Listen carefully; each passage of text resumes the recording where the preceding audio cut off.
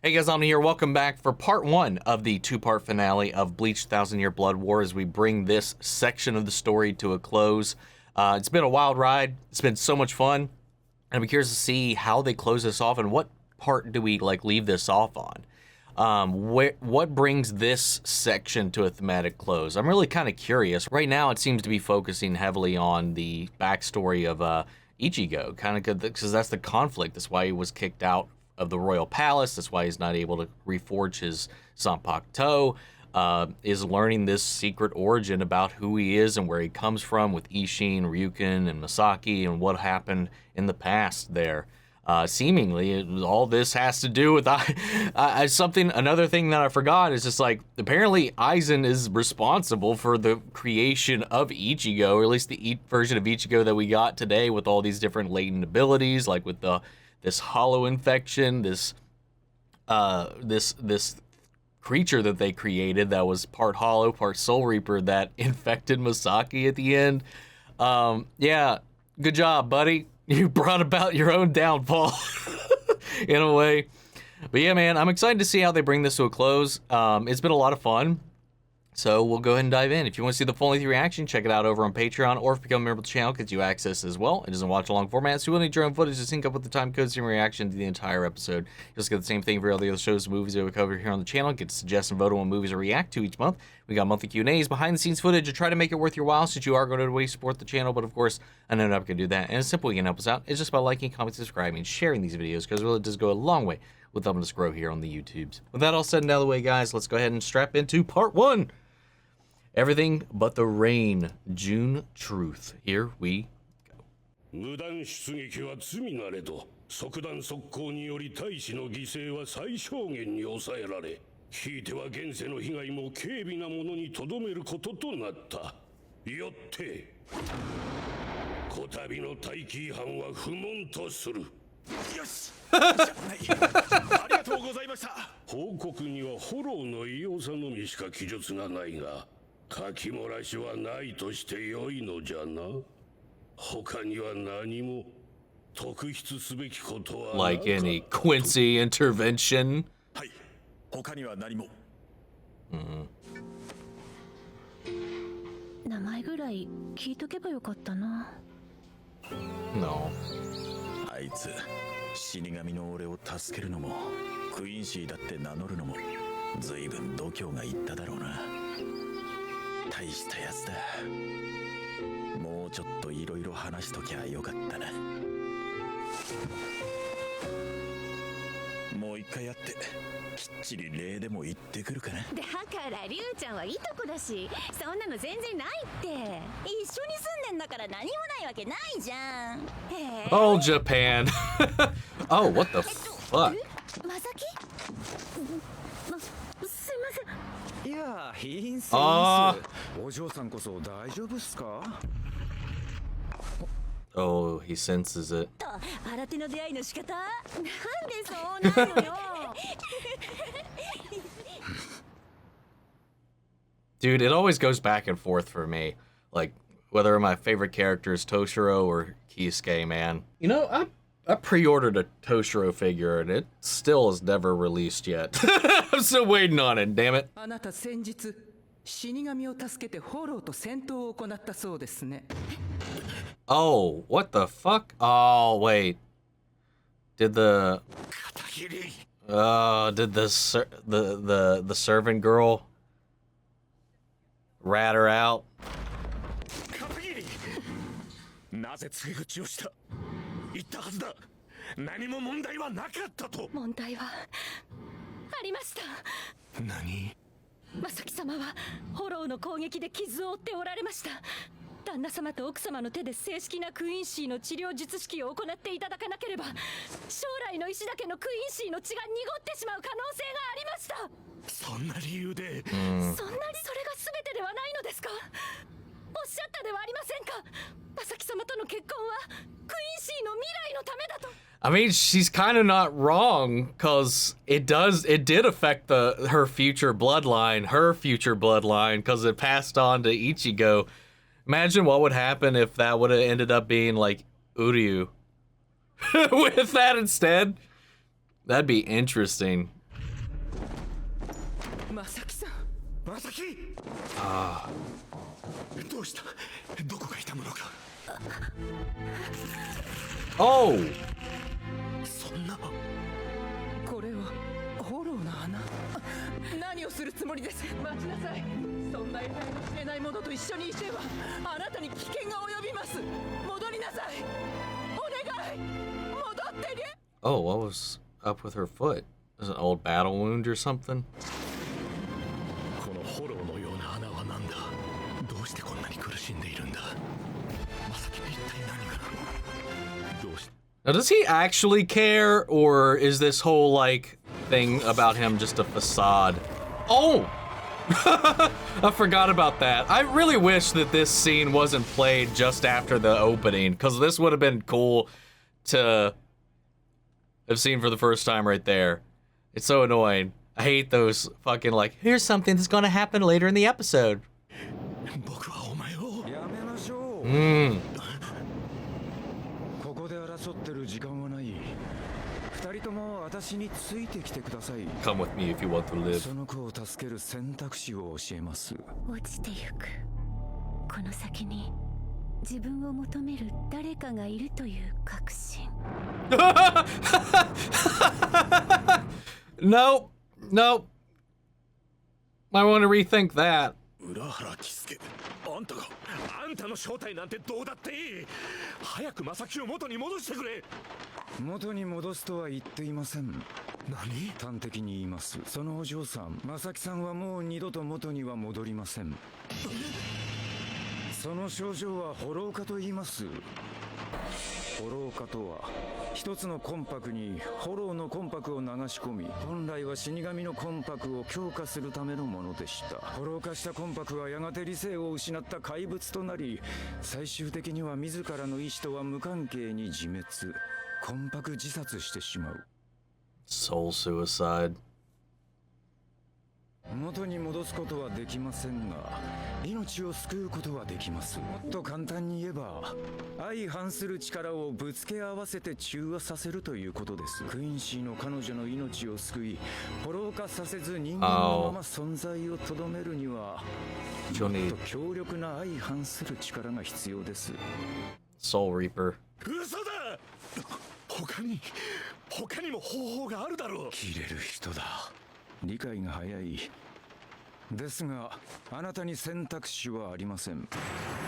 選択肢があるのはあなたですよ、芝一心。クイーンシーと相反する者は死神、ホローと相反する者は人間。今の正木さんはクイーンシーとホローが混ざり合った存在。それと相反するのは死神と人間が混ざり合った存在。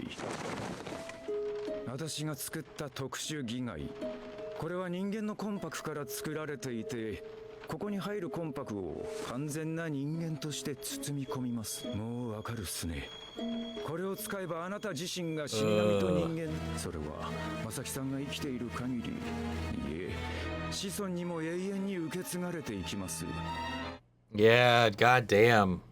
あなたは死神の力を使うことはおろか、ホローを見ることすらできなくなるでしょう。そしておそらく一度この中に入れば、あなたは二度と死神には戻れない。あいつにはデメリットしかないじゃないか。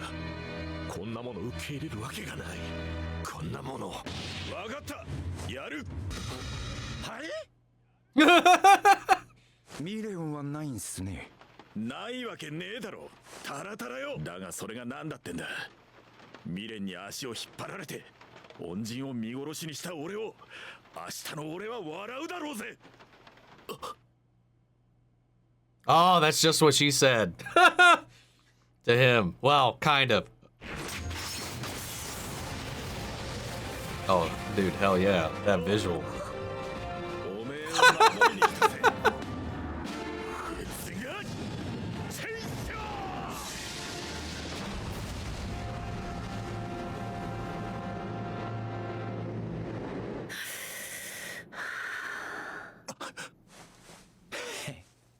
お二人の魂魄の結合に成功しました。あの時の死神さんじゃないですか。Is she dreaming about him? よかった。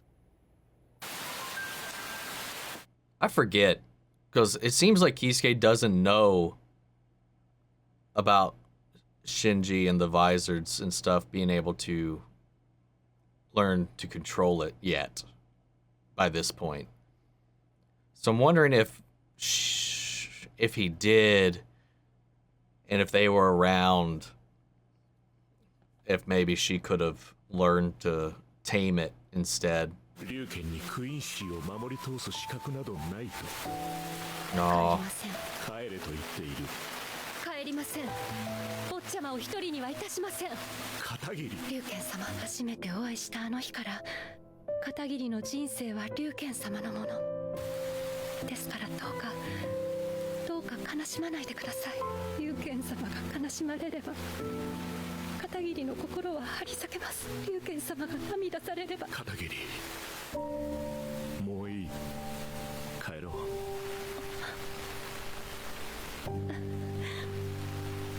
はい、かしこまりました、坊ちゃま。その後、正木は高校卒業後、ほどなくして石田家を出ることになった。魂魄にフォローが混ざったんだ。クイーンシーの判断としちゃ至極正しい。霊術院で学んだ医学を生かして小さな診療所を開いた。勉強することも山ほどあったが、浦原の手も借りながらなんとかやっていけた。大学生になった正木は俺の白衣姿をよくからかいに来た。正木には死神の力をなくした理由をソウルソサエティでヘマをして追放された。 Oh, she never knew the actual truth. Oh, wow. 正木はとっくに嘘を見抜いてたんだろう。俺は嘘が下手くそらしかったし、あいつはめちゃくちゃに勘が鋭かったから。だからあいつの前じゃどんな嘘も小さくて意味のないことのように思えた。あいつはきっと俺のどんな嘘も見抜くし、どんな嘘も許してしまうだろう。ある時二人で見た映画の中でじいさんが長年連れ添ったばあさんを太陽に例えていた。正木がボロ泣きしてたこと以外は何の記憶も残っちゃいねえが、そのセリフだけが心に残った。正木は太陽に似ていた。全てを引きつけ、全てを許し、全てを照らし振り回す。そしてお前が生まれた。あとはお前も知ってる通りだ。お前が経験してきたことの中でまだお前が知らないことがある。9年前の今日、6月17日、 Oh. 母さんが死んだ日のことだ。聞いていけ。あの日母さんが死んだ本当の理由を。 Damn, man. This was such a good episode. All right, we've got to have more. There's so much of an end here. Little post credits. Skip ahead here. 母さんは本当はあの日死ぬはずはなかったんだ。どういうことだよ。フォローが混ざり込んだとはいえ、本来はエヒとクイーンシー、とりわけ防御のブルート・ベーネの能力は桁外れなんだ。 Oh, shit. Never mind. I forgot about this completely. の一つも追うことなくグランドフィッシャーを倒すはずだった。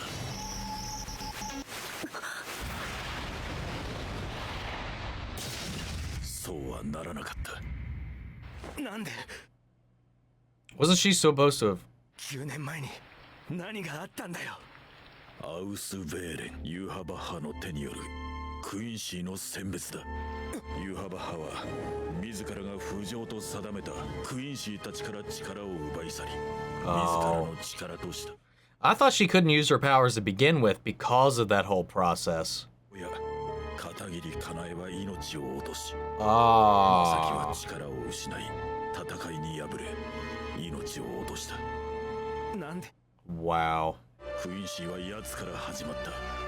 そして全てのクイーンシーには奴の血が流れている。闇に生まれし我が息子よ。親父、ありがと Mm. よう、イチゴ、忘れ物届けに来たんだ。う。ありがとな、イクビさん。親父、俺行ってくるよ。This episode was so good. I love it. All of that just perfectly encapsulates, I think, why Ryukin is so closed off. So much was lost at the expense of all of this decision. You know, if things didn't play out that way, Masaki wouldn't have even been there to fall like that. You know, and Masaki was what? The last of like this high blood line of Quincy. And he had to marry this lowborn, even though they had this connection, or at least I don't know if it was a one-way or not. Ryukin is such a confounding character. Like, I don't know the fuck he's thinking like 95% of the time. Like, he's always so closed off. So like, I don't know if he was doing all of this for the duty. Did he actually care about Katagiri, or did he actually care about Masaki? Was he doing this for the clan, or was he doing this out of actual care? I mean, when she was in danger, he broke the rules to go save her. Like, even the night before when she went out to breaking their rules to go save the Soul Reaper, like with Isshin, you know, he still took her and went out anyway. You know, he kept it a secret. Like, so all these things is like give me so many mixed signals.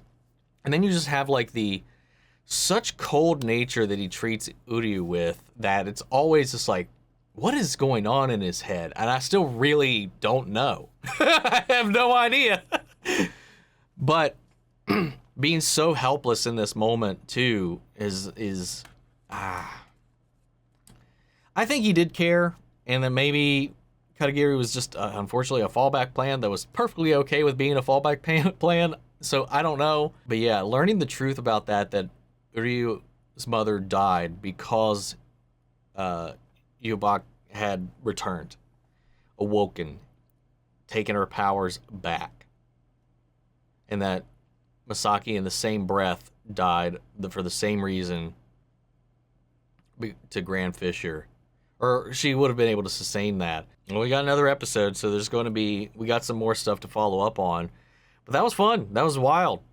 I love seeing all this stuff kind of fleshed out and give him a little more context. You know, I did touch upon this in the manga a little bit, but like something about animating it and bringing it to life like this just gives it a lot more weight than reading it off the page for me.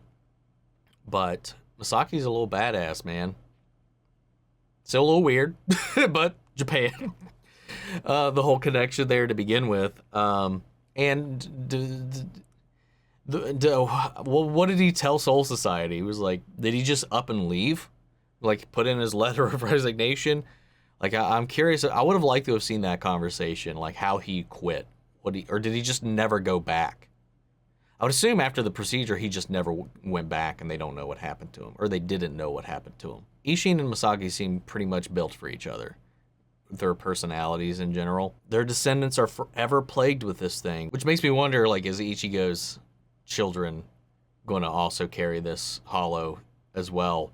Because he was able to rein it in. He was able to tame it, like the Vizards and stuff were able to do. So I'm wondering if that contains it at all, or if it's forever in his blood.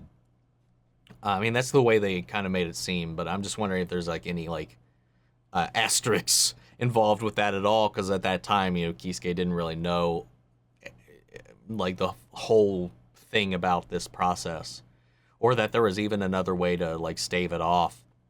And maybe because she was a pure Quincy, maybe she wouldn't have been able to tame it in the way that Ichigo was able to. So while editing this episode, a question kind of popped up when Kisuke was explaining the Gigai that he created by pouring the souls of humans into this thing to kind of create this mask that it does.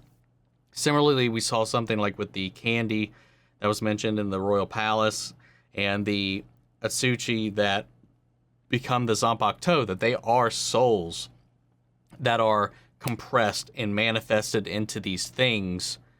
So they are forged from souls. Now, I have a question.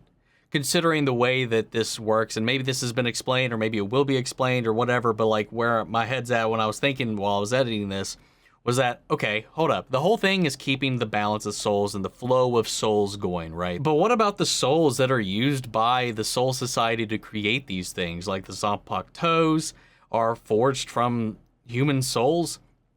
The Gigais that they use are forged from human souls.